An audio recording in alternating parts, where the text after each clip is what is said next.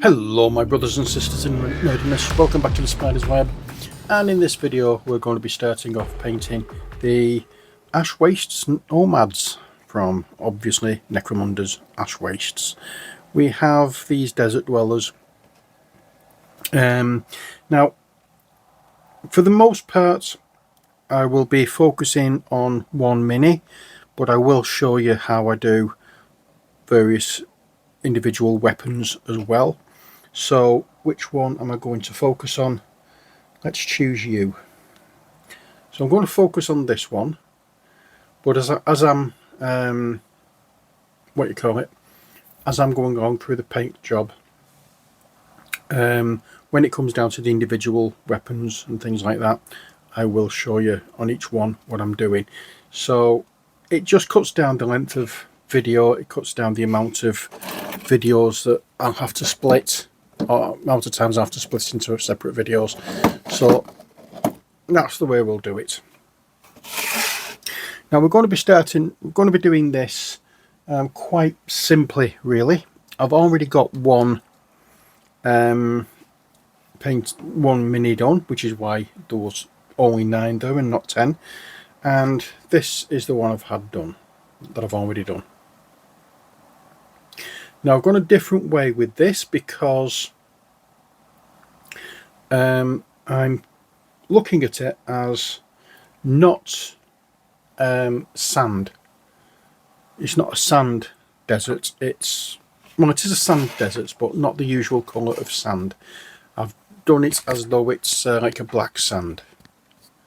So that's the way we're working with these, and we've been using contrast paints. So we're using a mid grey, and I've gone for uniform grey,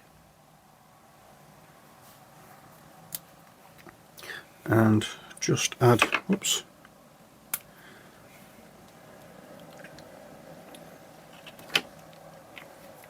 just add that there, and onto flattish brush. Now I'm going to be doing all of these minis individually. Once I've done the dry brush on this, I'm going to be going on to the next one, doing the dry brush, next one doing the dry brush, but I will cut it after I finish this one, and then we can carry on with the others, and I'll just come back to this one when I finish dry brushing all the minis in this set. So we will go here and we will dry brush in a downward motion,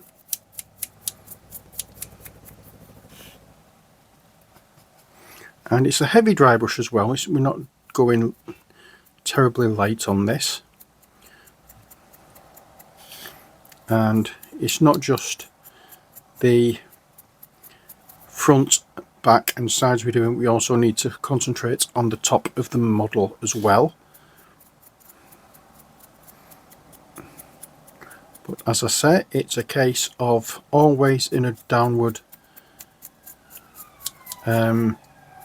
motion, and once we've done it, we will be coming back with a lighter dry brush, surprisingly enough, with a white. This helps the this helps the contrast paint to have the depth as well, because it's going on different shaded areas. It gives almost that look of shadows and things.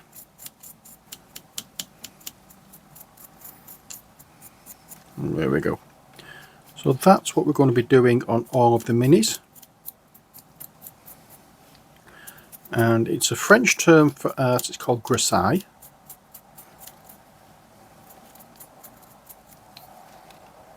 and regular artists use it as well as mini painters who do the dry brush, not the dry brush, the slap shop technique. And it's basically to build up grayscale, adds depth, as I've just said. As you can see though, among the grey You've also got the black, you've got the depth there as well. There's a little bit of a little bit of a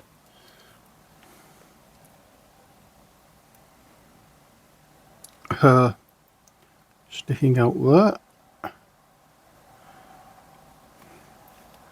Hope I've got it. Looks as though I have. Yep. So that's the first stage of this one done. Come back when we've completed all of them, and we'll go on to the next stage. Okay. Okay, so we're coming to the end of this part of the proceedings. Now, I did say when you're doing this, go on a downward stroke. Sometimes it is quite difficult to get at a certain area with just using downward strokes. So it is okay to use a slightly different stroke in that case and go from side to side. But try and make it so that it is slightly angled downwards if you can. If not, don't worry about it. It's not going to make much of a difference. There is paint going on top of this. This is not the final colour, so you don't need to be too precious about it. It's just a case of making sure that, trying to make sure that all the strokes are going in the same direction. It's better that way. Okay, so that's that bit done. Let me just clean off my brush, and then we can come back in with the next colour we're going to be using. And I'm just going to change I'll turn the palette round a little bit for this, because the next colour is going to be much lighter, much paler, and we are looking at the palest colour we actually have in our arsenal of paints. White, matte white in this case. Again, it's the Army Painter paints. We don't need a great deal of this because this is going to be much more of a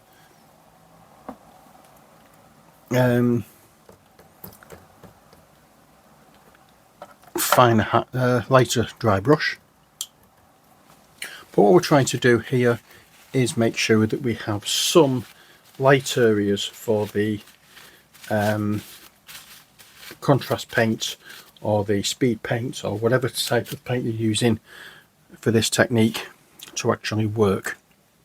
So we'll just get a little bit of this on our brush. Again, we are not looking at great coverage. We are looking just at brightening up what we have already, and we are focusing now mainly on the areas that are going to be seen and going to be hit by light. We're not looking at trying to get into any serious recesses.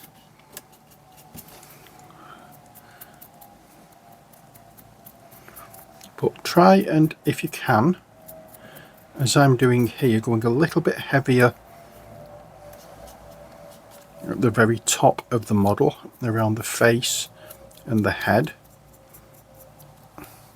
and actually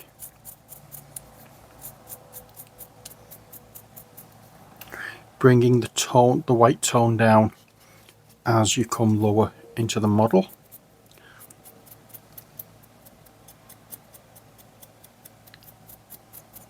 There we are. Some areas are going to get hit by this more than others, obviously, so these are the ones that you need to be more precise over. So as you can see, I'm not going down here. I made my strokes here, didn't touch here at all, that is still grey. All the way down the front here I'm doing, and a little bit on this part here, and that will do. That's all we need to do. So that's what we've got, a nice grayscale image of what we're looking at. So now what we will do is we will start again with the other ones and carry on, and then we'll come back later on and add the colour. This is just the shade, this is just the tones we're putting in now. So be right back. Now bear in mind as well, you want a lot of you want the whatchamacallit, you want the contrast paints or the speed paints to actually go on and show. I'm just going to go over this one a little bit more because it's still looking a little grey, a little too grey for my liking.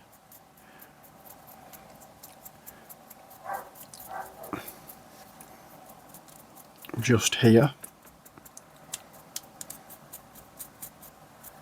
it's going a little too light on the dry brush with the white on the one I'm actually going to be focusing on, so I just want to make sure I've got this up, because it brings the contrast level up quite a bit with the speed paints and the contrast paints, because they need something light to go on. They don't show over black terribly well, so the more light areas that you can get on, the more it will actually show up. So bear that in mind as you're painting.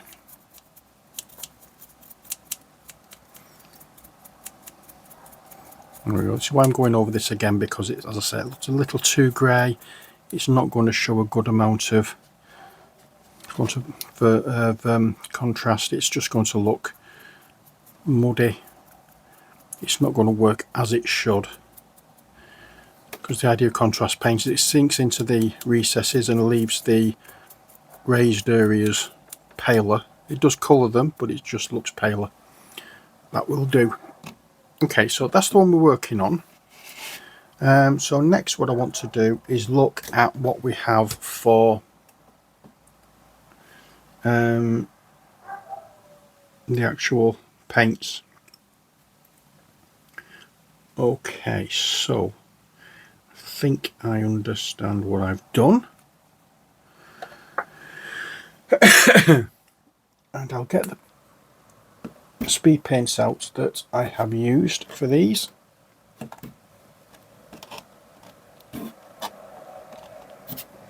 And we'll start off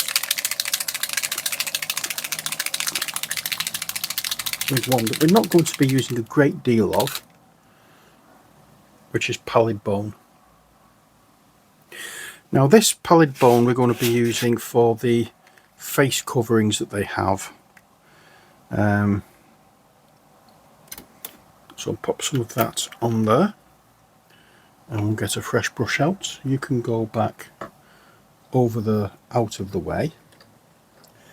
I'm looking for a brush I can use. Let's just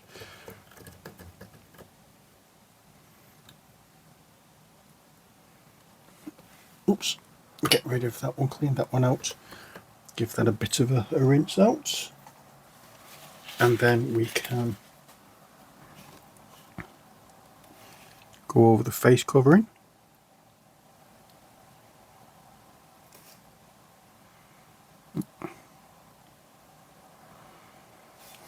Now hopefully you can see how it works.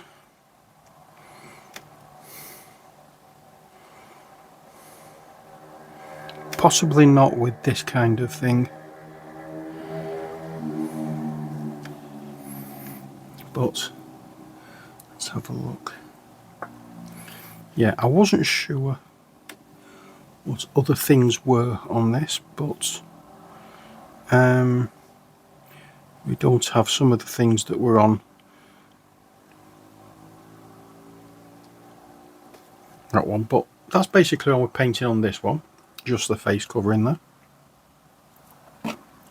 Next we will continue with the other ones, and when we come back you'll see how they look when they're finished. The only difference is, I will show you before we move on, that I also paint these areas with this as well. So bone, any items that look like bone will get a covering with this, as well as the face covering.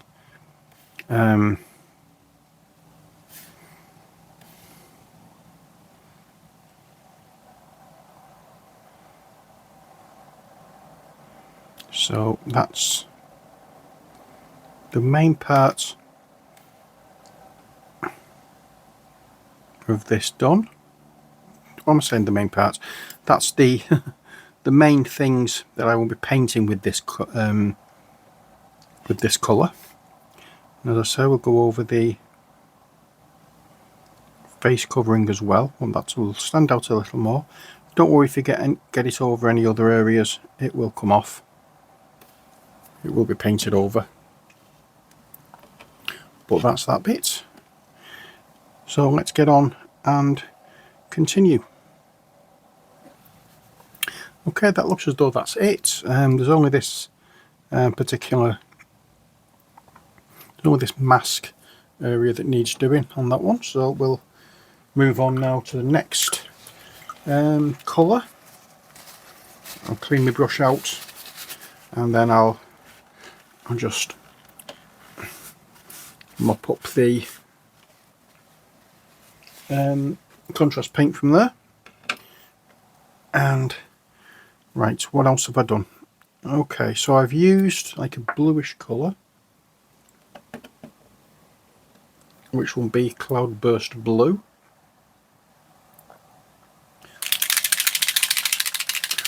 Give this a good shake.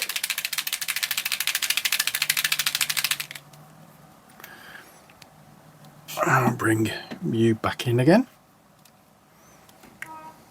There is going to be more of this to use, so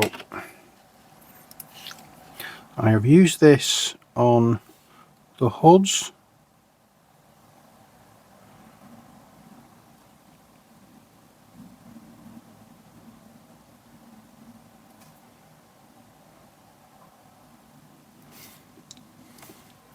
Not sure whether, oops, I'm not sure whether this area, if it actually is classed as a hood, part of the hood, or whether it's some form of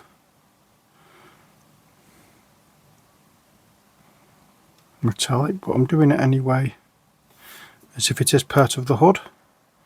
It looks like it to me.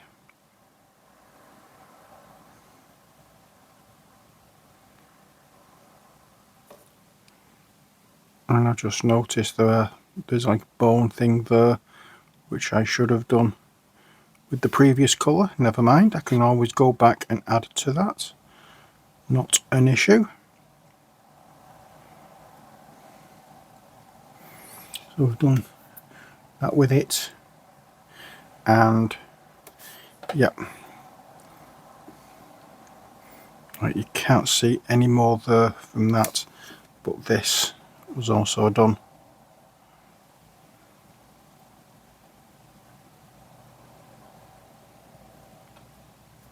And we add it so that it's not overpowering, it's not going too far or adding too much so it's pooling. Trying to add just enough so it covers. If need be, you can always come over and do it again. Now this is the old form of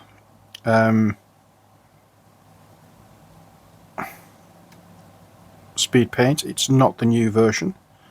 This is version 1.0, for want of a better phrase to use. This is the one that does have the reputation for reactivating. If you need to come back and you're worried about the reactivation on this, there is a very simple way of counteracting it. That simple way is you wait until it's dried, then you give it a blast once it is dry, and it does take a while to dry this. It's not a 5-minute thing like normal acrylics. This takes, you're better leaving it a good day, good 24 hours before you do this step. But what you can do is once it is dried, come back, blast it with a gloss varnish. Then if you want, you can go over with a matte varnish just to dull it down, take the shine off it.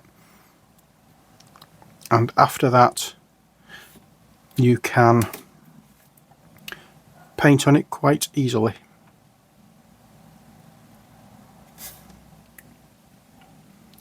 I want to go over this kind of like a shirt type thing he's got underneath.